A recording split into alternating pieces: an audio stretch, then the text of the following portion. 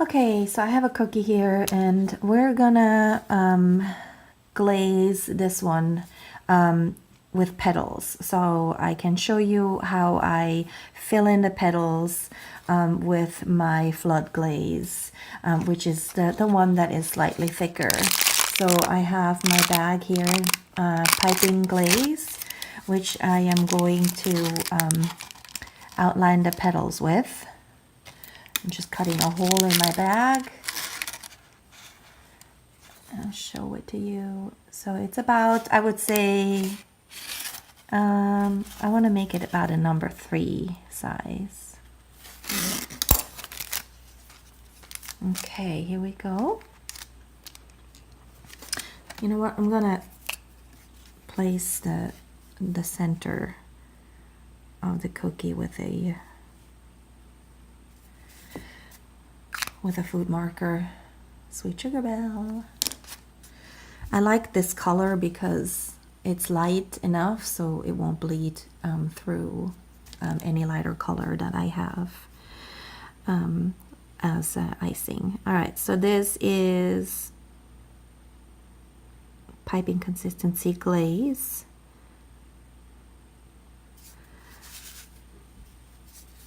Let's do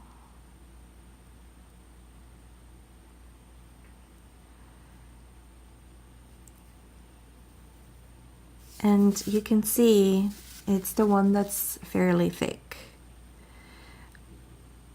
Now, if you want to do this with Royal, go ahead and do it. But if you want to have a strictly glazed cookie, then I feel like this is the best option without having to mix up something completely crazy. All right, I'm gonna fill these 4 in with my flood glaze. And for that, because this is the glaze that's a little bit thicker in consistency, not the flood I would use to flood the whole cookie, because I want a little bit more dimensions. And I'm gonna cut a fairly big hole so I don't have to push so hard. Oops, could probably be a little bit bigger even, but let's see how this works.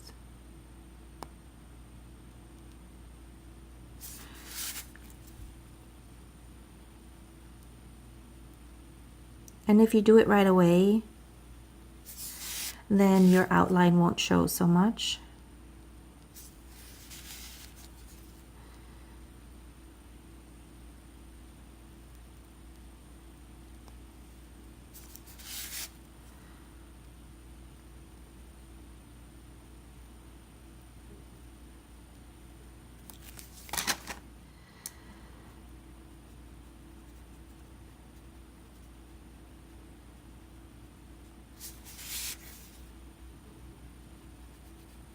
Apparently, I didn't mix it the same color because you can see a little bit of a outline, but that's okay. It's just a practice cookie. So ideally, I would go make the icing in, take the icing straight out of my mixer, keep it thicker, and then color it everything one color, and then thin it down as I go, just like I would do with Royal. All right, so let's do pipe glaze and go in with the next sections.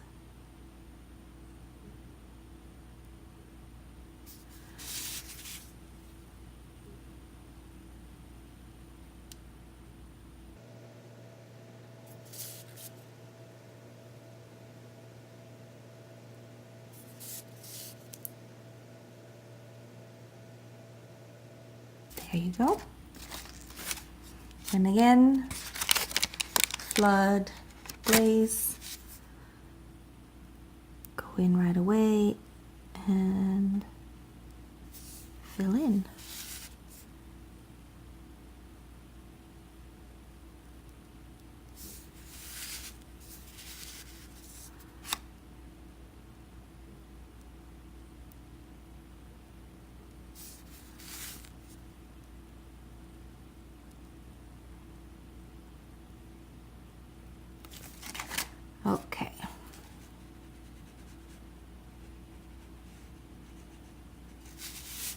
And if you put this in front of a fan right away,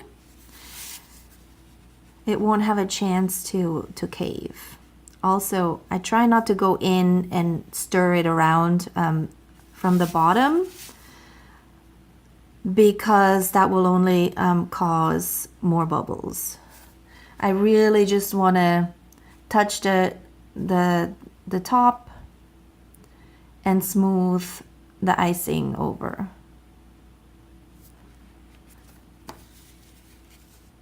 Okay, that's my poofy glaze. Gives it a nice little texture. All right, next we're gonna do glaze, but we're gonna fill the whole cookie, and I'll show you the icing consistency for a thin flood. Okay, so moving on to the next cookie, we're gonna just outline it, and we're gonna fill it in with some thin flood glaze consistency, because I think it's important that you guys see the two differences. So we're just gonna outline it, and this is really great consistency if you want to stencil your cookie, because the surface has to be very even. You don't want the thicker consistency, because it will most likely not give you as even of a surface. And clearly I can't talk and pipe at the same time. Let me fix this part. All right, so we've outlined it, kind of, sort of. I can't see the top of the cookie here because I'm too far away. So I didn't have any more of the purple, so I just used white, and I literally just mixed this, and you can see the air bubbles in the bag. So I'm just hoping that it's not gonna give me too many air bubbles as I'm flooding. But so just to let you have a peek, so flood glaze, when I hold the bag, nothing comes out unless I push. So that's my poofy glaze. This one, the moment I open the bag and I hold it, it's starting to pour out. So this is what you're looking for. And I really don't have to push hard with this icing, which is nice. I should stencil more so I can use this glaze consistency. And also, you know, if you put this bag down now on the counter, it'll flow all over the place. So if I just outline it quickly and then I move on to the next cookie, I will just hold it in my hands like I'm holding it right here next to me. But I found that this icing consistency gives me the flattest surface to work with, like when I want to write on it, or you know, there's nothing else that goes on top and you just want a smooth look, then this is the type of consistency I'm going for. I'm not going to bother with all the air bubbles. And if I tilt it now, it'll slide down, so I'm just going to do it real quick. See, there's a couple of bubbles right here, but that's okay. It's just a practice cookie. I can't stand it. I'm going to pop it. You will get much less bubbles, air bubbles, if you let your icing rest. Oh my gosh. Here you go. There you go. So that's glaze, outlined and flooded. Bam, done. So next up, I'm gonna do the exact same with my royal. Okay, I'll be back. All right, we are ready to type the outline with royal.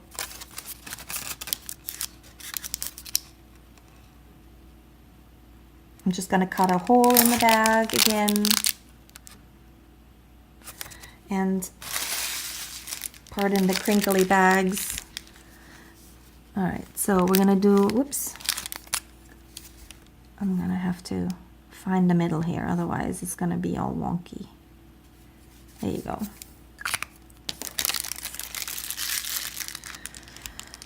Okay.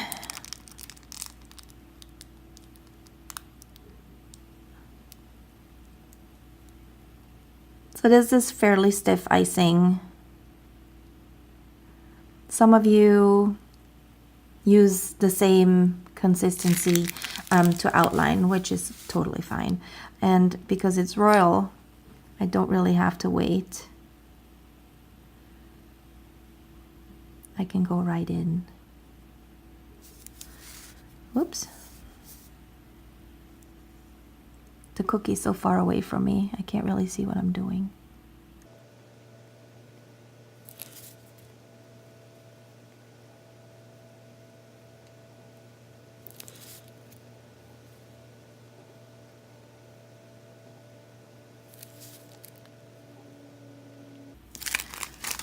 So now, flood royal icing.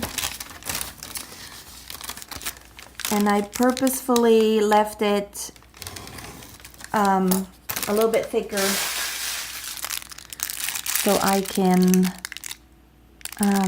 achieve a poofy look.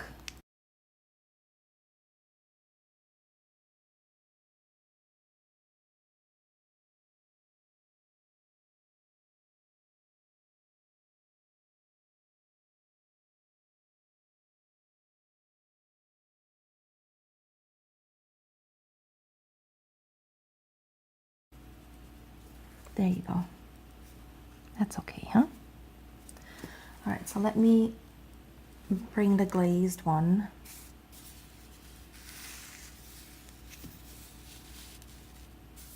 Glaze, royal.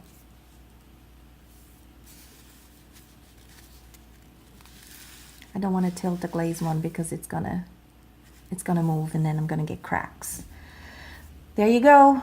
And next we're gonna flood with royal. Okay, so for this outline, I'm actually gonna use, believe it or not, the flood royal icing because I feel like the other one will give me too harsh of a line.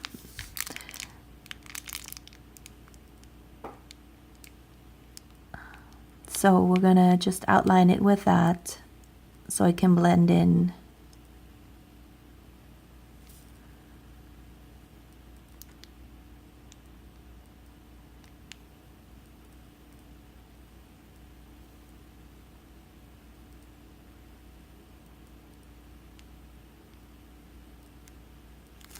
Wow,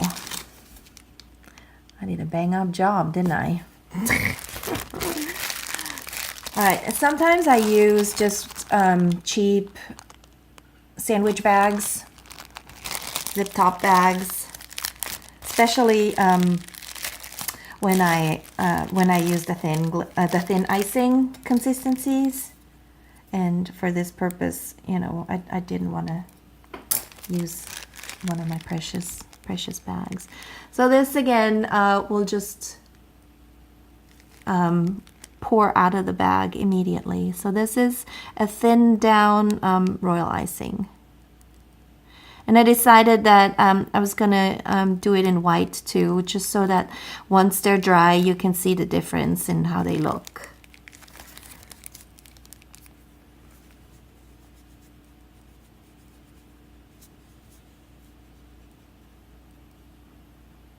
Just make it touch.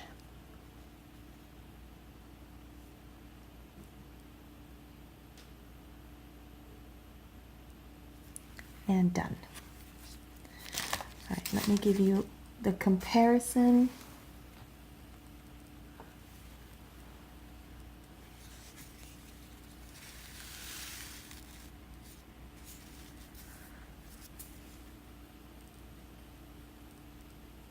course, I can't leave the bubbles alone. All right, Glaze Royal.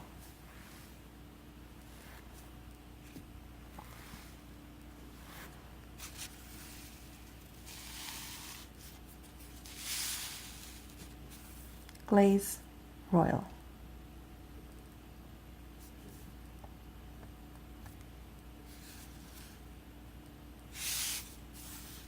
And there you have it. So I will probably use these. I'll take a picture of them and I'll post them at the end of this video once they're nice and dry, so you can see how the glaze dried and how the royal icing dried, especially for these two. See if there was anything that caved or whatever. So I will post that at the end of this video, but I hope this made things a little bit more clear for you. And I will see you in another video. Thank you. Bye.